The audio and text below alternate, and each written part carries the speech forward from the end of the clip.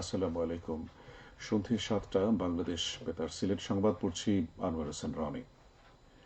সিলেট বিভাগ সহ সারা দেশে বাড়ি বাড়ি গিয়ে ভোটার তালিকা হালনাগাদের কার্যক্রম আগামী সোমবার থেকে শুরু হচ্ছে, চলবে ৩ ফেব্রুয়ারি পর্যন্ত।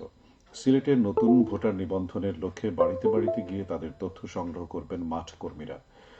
বিশেষ দিবসের ছুটি ব্যতীত সাধারণ ও সাপ্তাহিক ছুটির দিনও নিবন্ধন এবং তথ্য সংগ্রহ কার্যক্রম চলমান থাকবে। ২০০৮ সালের ১লা জানুয়ারি বা তার আগে যাদের জন্ম কিংবা যারা আগের ভোটার তালিকা হালনাগাদের কার্যক্রম থেকে বাদ পড়েছেন তাদের তালিকায় অন্তর্ভুক্ত করা হবে। এ সময় নতুন ও বাদ পড়াদের তথ্য সংগ্রহ ছাড়াও বিদ্যমান তালিকা থেকে মৃতদের নাম বাদ দেওয়ার জন্য বাড়ি বাড়ি গিয়ে তথ্য নেওয়া হবে। এর আগে গত ২রা জানুয়ারি চলতি বছরের খসড়া ভোটার তালিকা প্রকাশ করে ইসি। এতে নতুন করে যুক্ত হয়েছে ১৮,৩৩,৩৫২ জনের নাম। ২০২৫ সালের ১লা জানুয়ারি যারা ভোটার হওয়ার যোগ্য হয়েছেন এবছরের হালনাগাদে তারা তালিকায় যুক্ত হলেন। নতুন ভোটারদের নিয়ে দেশে মোট ভোটার সংখ্যা দাঁড়িয়েছে ১২,৩৬,৮৩,৫১২ জন। সংস্কার কমিশনের রিপোর্ট হাতে পেলেই অগ্রাধিকার ভিত্তিতে স্বাস্থ্য খাত সংস্কারের উদ্যোগ নেওয়া হবে বলে জানিয়েছেন অন্তর্বর্তী সরকারের স্বাস্থ্য উপদেষ্টা নূরজাহান বেগম। আজ সিলেটের কোম্পানীগঞ্জ উপজেলা স্বাস্থ্য কমপ্লেক্স পরিদর্শন শেষে তিনি একথা জানান। নূরজাহান বেগম বলেন, প্রধান উপদেষ্টার ঘোষিত রোডম্যাপ অনুযায়ী জাতীয় নির্বাচন অনুষ্ঠিত হবে। এর আগে উপদেষ্টা কোম্পানীগঞ্জ উপজেলা স্বাস্থ্য কমপ্লেক্স পরিদর্শন করেন। এদিকে উপদেষ্টা সিলেট এমএজি ওসমানী মেডিকেল কলেজের এডুকেশন কনফারেন্স রুমে শিক্ষকদের সঙ্গে মতবিনিময় সভায় অংশ নিয়ে জানান, ঔষধের উপর অতিরিক্ত শুল্ক কর কমাতে সুপারিশ করা হয়েছে। সংস্কার কমিটির প্রতিবেদনের পর দেশের স্বাস্থ্য সেবা খাতে বিগত বছরগুলোতে দুর্নীতি ও নিয়মের সঙ্গে জড়িতদের ব্যাপারে ব্যবস্থা নেওয়া হবে।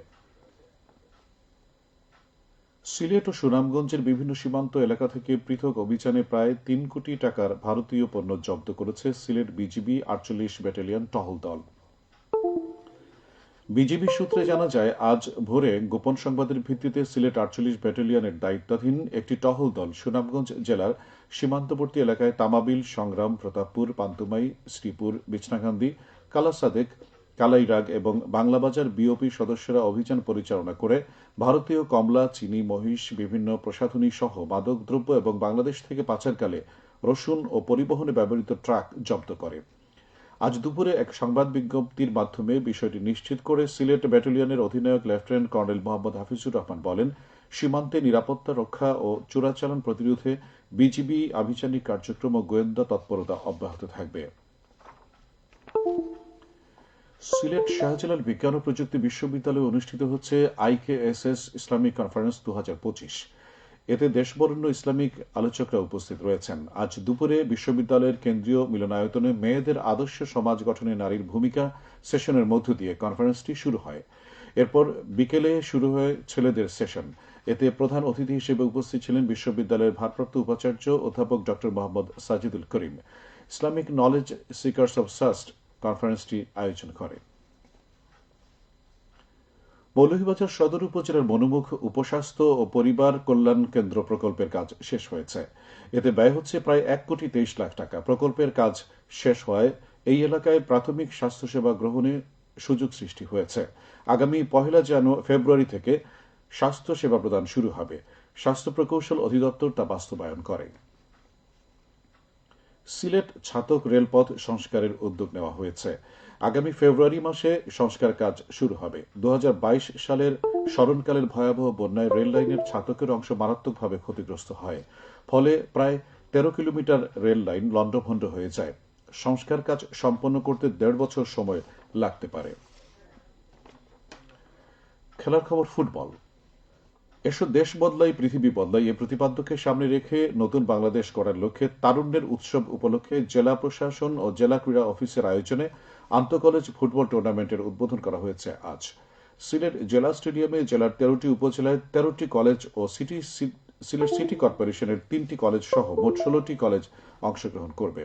সিলেটের অতিরিক্ত জেলা প্রশাসক মোহাম্মদ আনোয়ারুজ্জামান এর উদ্বোধন করেন। সবশেষে আবহাওয়া।